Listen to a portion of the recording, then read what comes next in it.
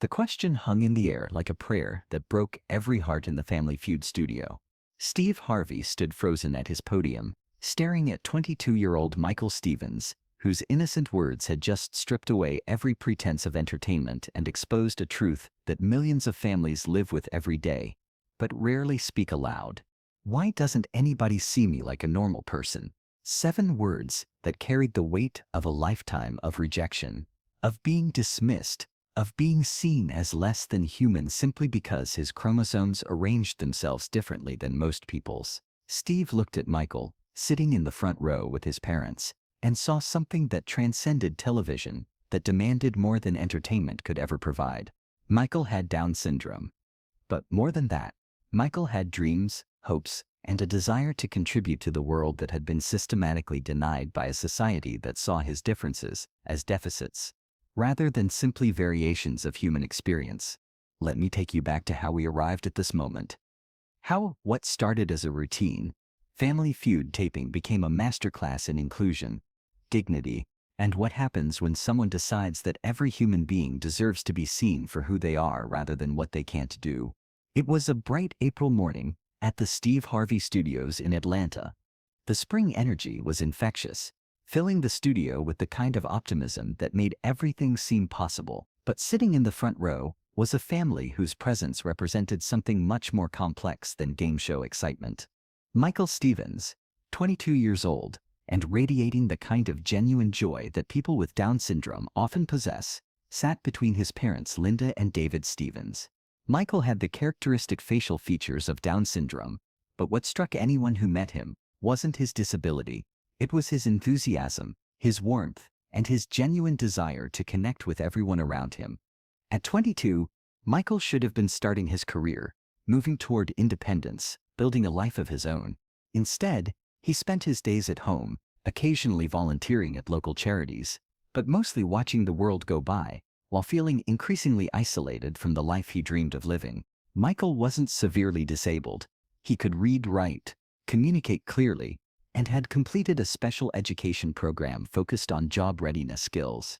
He could count money, follow directions, work with others, and had a work ethic that put many neurotypical employees to shame. But despite his abilities, despite his eagerness to contribute, despite his parents' advocacy, Michael had been rejected from over 40 job applications in the past 2 years. The rejections weren't always explicit. Employers had learned to avoid direct discrimination. Instead, Michael would be told the position had been filled, that they'd found someone with more experience, that they'd keep his application on file. But the pattern was clear. No one wanted to hire someone with Down syndrome, regardless of their qualifications or enthusiasm. Linda and David Stevens had watched their son's hopes slowly erode with each rejection. They'd seen his excitement about potential interviews turn to resignation, his dreams of independence fade into acceptance that he might never be seen as capable of contributing to society in meaningful ways.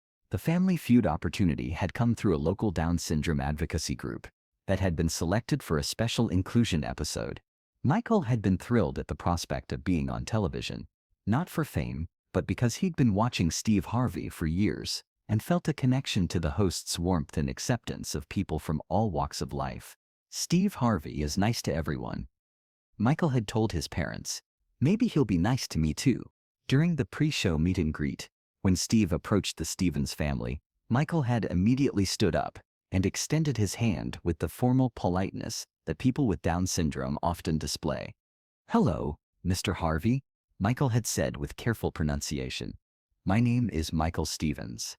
I watch your show every day. You make people happy." Steve had been immediately charmed by Michael's directness and sincerity. "Well, Michael, that's very kind of you to say. What do you like to do?" "I like to work," Michael had replied immediately. "I want to have a job like other people. I want to help people and make money and be independent." There had been something in Michael's tone, a weight behind his words, that caught Steve's attention. This wasn't just casual conversation about career aspirations. This was someone expressing a fundamental human need that was being denied.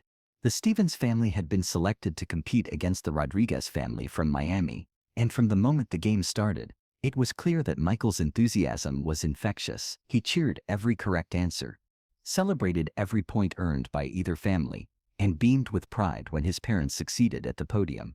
But Steve, who had been hosting long enough to read people's stories and their expressions, noticed something else about Michael. Despite his joy at being on the show, there was a sadness in his eyes, a resignation that suggested someone who had learned to accept limitations that others had placed on him. The game progressed through 4 rounds, with both families playing enthusiastically. Steve was in his element, making jokes, working the crowd, creating those moments of connection that made Family Feud more than just a game show. But throughout the taping, he found himself repeatedly drawn to Michael, whose pure joy and enthusiasm seemed to light up the entire studio. It was during a commercial break that everything changed. Steve always used these breaks to interact more personally with audience members, and on this particular break, he walked directly to where Michael was sitting. "Michael," Steve said, settling into the aisle beside his chair, "you seem like you're really enjoying yourself today." Michael's face lit up with a smile that could have powered the entire studio. "This is the best day of my life, Mr. Harvey. I'm on TV with my favorite person." Steve was touched by Michael's enthusiasm, but something in the way Michael spoke suggested that best days were rare in his life. "Tell me about yourself, Michael. What do you like to do when you're not watching Family Feud?" Michael's expression shifted slightly, the joy dimming just enough for Steve to notice. "I don't do much, Mr. Harvey. I help my mom sometimes. I volunteer at the animal shelter once a week, but mostly I just stay home." "Why do you stay home so much? A young man like you should be out in the world, working, meeting people." It was meant to be encouraging, the kind of gentle motivation that Steve often gave to young people. But Michael's response revealed a pain that cut deeper than Steve had expected. "I try, Mr. Harvey. I really try. I applied for lots of jobs. I can work hard. I can count money and follow directions and be nice to customers. But nobody wants to hire me because I have Down syndrome." Steve felt something tighten in his chest. "What do you mean? Nobody wants to hire you?" Michael looked at his parents, who nodded encouragingly. Then back at Steve. "I've applied for 47 jobs in 2 years. Grocery stores, restaurants, offices, even cleaning jobs. I always get rejected. They say they found someone else, but I know it's because I'm different." The words came out matter-of-factly, without self-pity, which somehow made them even more heartbreaking.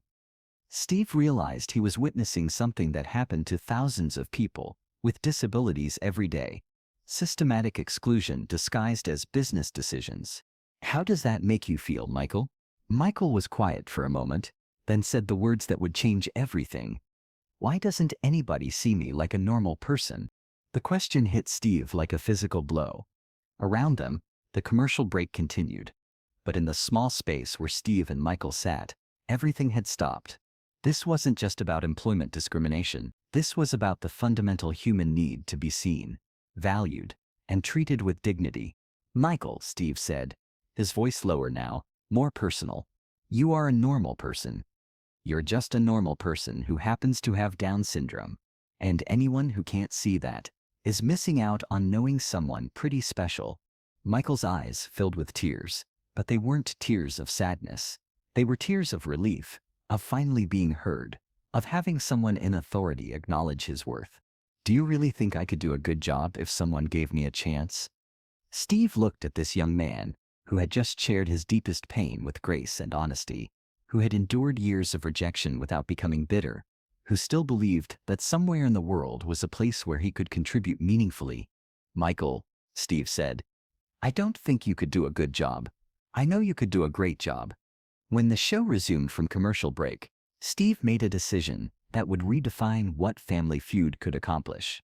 Instead of continuing with the standard game format, he addressed the entire studio. "Ladies and gentlemen," he said, "I want to introduce you to someone special. Michael Stevens is 22 years old. He has Down syndrome, and he's been looking for a job for 2 years. Michael, would you mind standing up?" Michael stood, his parents beaming with pride and nervousness. The audience applauded, but Steve held up his hand. "Michael just asked me a question that I think everyone needs to hear.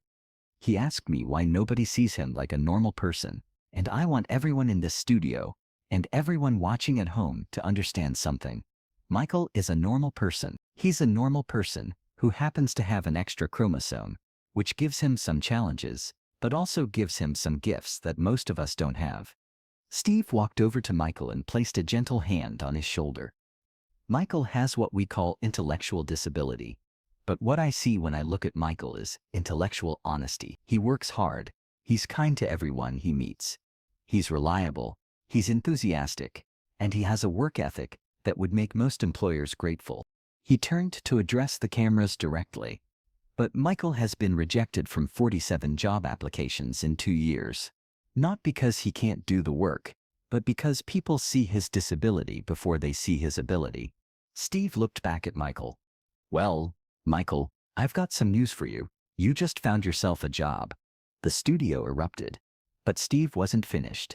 Michael, how would you like to come work for Steve Harvey Enterprises? We need someone in our mailroom who can sort correspondence, help with filing, and assist with basic office tasks. The pay is $15 an hour. You'll get health benefits. And most importantly, you'll be treated like the valuable team member you are. Michael's reaction was pure, unfiltered joy.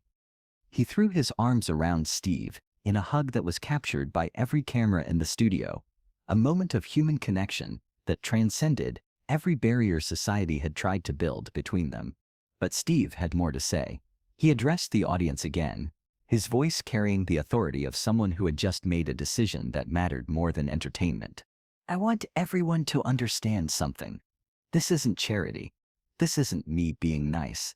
This is me recognizing that Michael has value, that he can contribute, that he deserves the same opportunity to work and earn and contribute that every person deserves.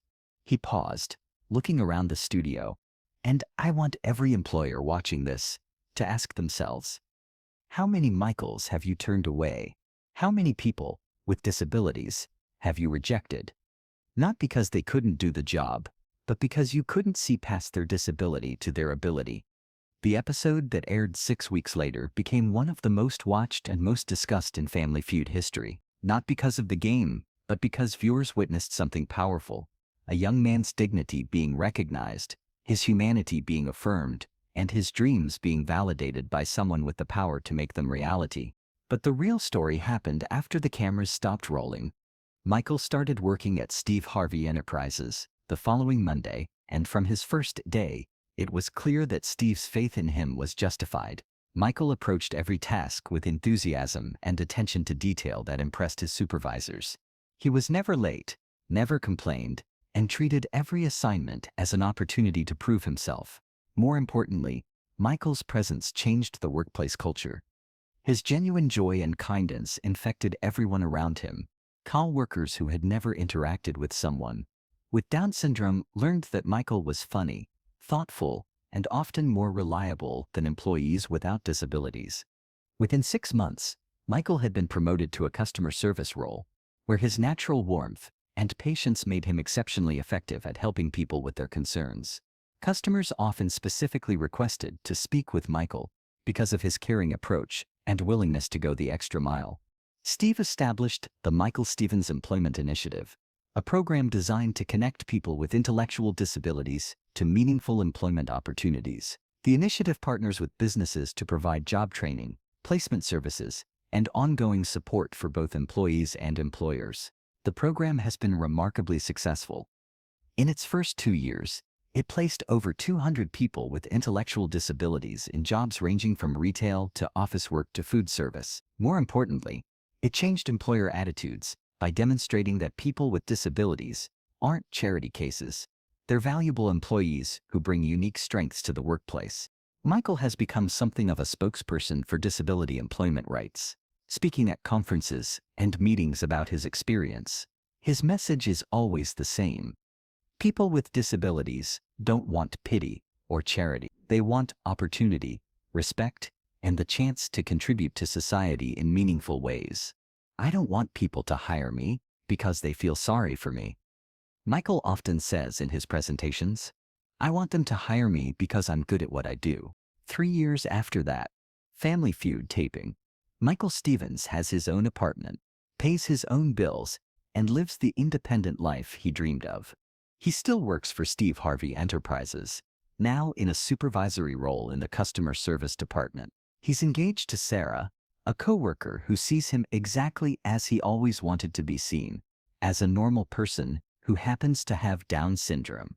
Steve Harvey learned something that day that changed how he approaches every show, every business decision, every interaction with people society tends to overlook. He learned that inclusion isn't about being nice to people with disabilities. It's about recognizing that disability is just another form of human diversity, and that diversity makes organizations stronger. Michael's story became more than just a viral moment.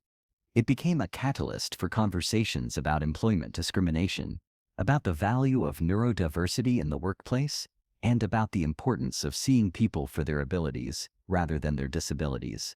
Because sometimes a simple question about being seen as normal can change everything.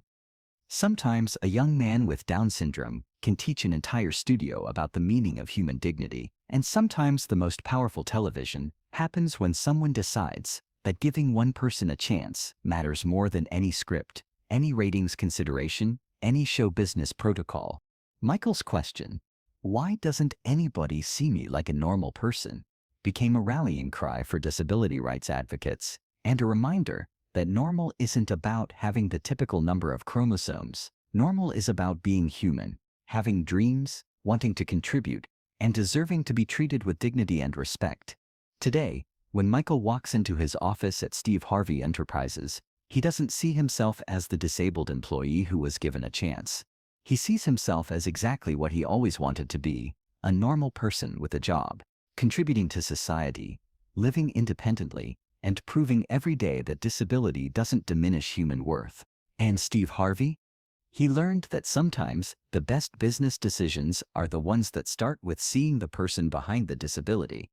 That inclusion isn't just morally right, it's good business. But most importantly, he learned that changing one person's life can change how an entire society thinks about what it means to be normal.